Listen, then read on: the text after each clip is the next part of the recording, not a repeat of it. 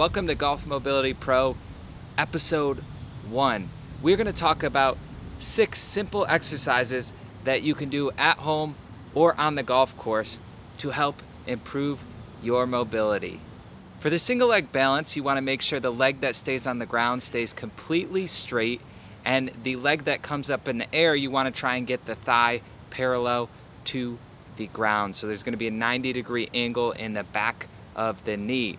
If this is a little too challenging to do on its own, then make sure you grab the golf club and you use that for some added stability. For the side-stepping lateral lunge, make sure you step out nice and wide and that you sit back into the heel. There's going to be a bend in the knee and you're going to feel like your butt's sitting back as if you were to sit back onto a toilet seat.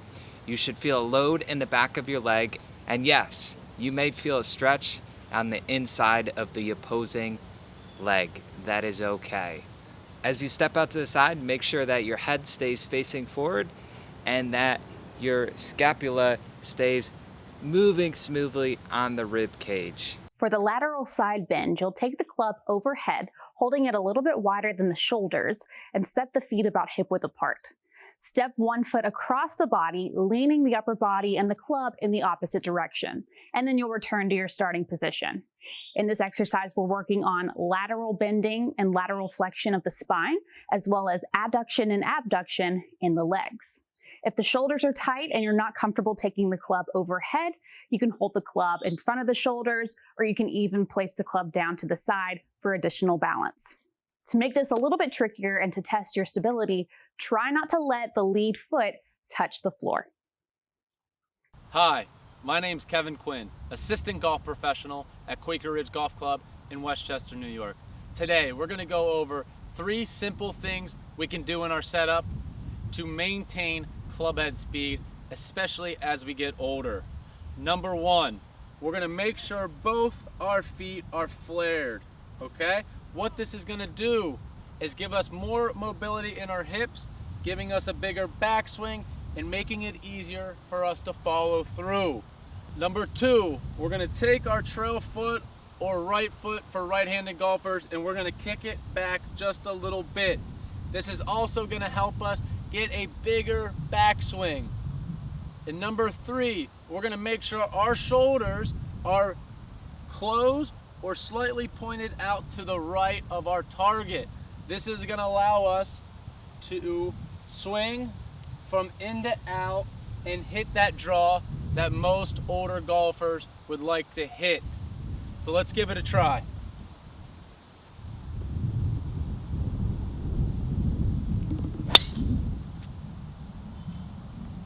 Go home, give it a try, and I hope these 3 things in your setup can make you hit the ball further with a slight draw.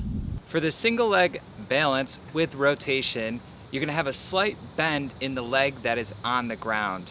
And then the back leg, you're going to lift just off the ground. If you feel uncomfortable balancing on one leg or it is too hard, then you are simply going to place the back leg just barely on the ground for some added stability. Once you are in position with a slight bend in the hips and a slight bend in the knee, then you are going to move the club from the left to the right. You're going to feel the outside of your hips stabilizing, those are the abductors, and the inside of your hips stabilizing as you go from left to right. And the inside of your hips is the adductors. For Dynamic Warrior 3, begin with the club out in front, letting it help you balance. You'll shift your weight into one leg, keeping a slight bend in that leg so that you're not locking out in the joint and so that you keep the muscles of that leg activated. Let the opposite foot float and you'll start to send the leg behind you, tilting the body forward, coming into a T shape. And then you'll carefully return back to your starting position and repeat. Try to do this without touching the lifted foot onto the floor, but of course, if you need to tap the toes down, you're welcome to. If you feel good with the club for balance, you can take it a little bit further by holding the club in front of the shoulders, or if the shoulders are feeling healthy, take the club overhead. For the standing knee hug, shift your weight into one leg and have your club to the side to help you balance. Keep a soft bend in the standing leg so that you're not locking out in the joint, and you'll draw your opposite knee toward your chest, then carefully release it, lowering it back to the floor.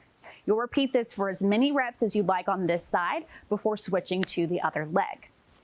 If you want to make it a little more dynamic, switch sides every single time. Now, if your hips are not feeling quite mobile enough to hug your knee toward your chest, you can back out of it a little bit by just holding on to the back of the leg or just bringing the leg up as high as is comfortable. If you've enjoyed this video, please like it and share it with a fellow golfer. And subscribe to our channel so that you don't miss any of our upcoming videos.